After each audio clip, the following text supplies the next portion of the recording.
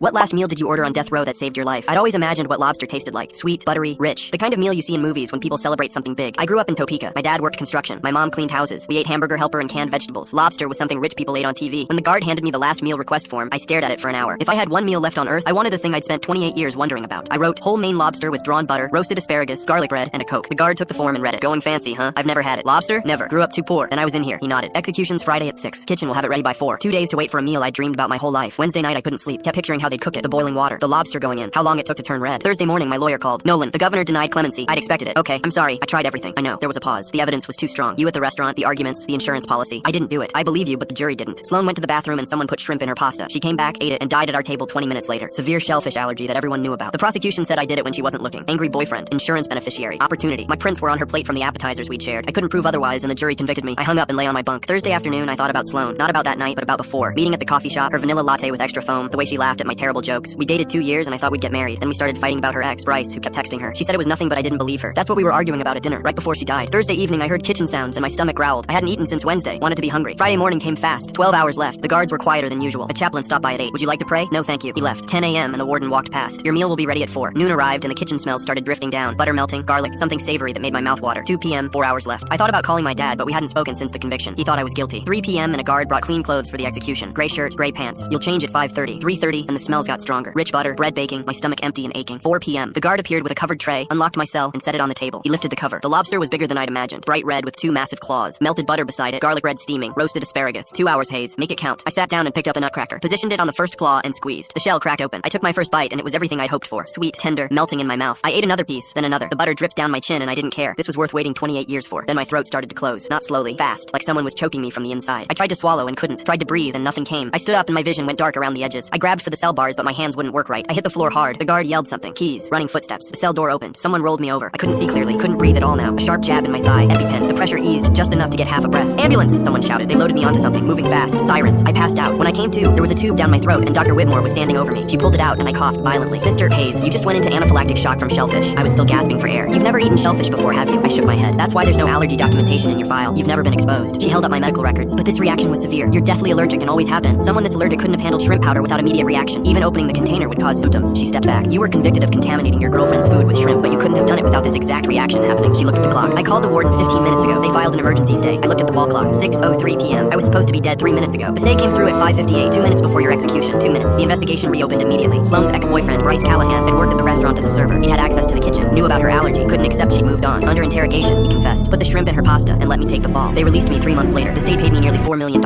I never tried lobster again, but I'll never forget the taste. Sweet and buttery.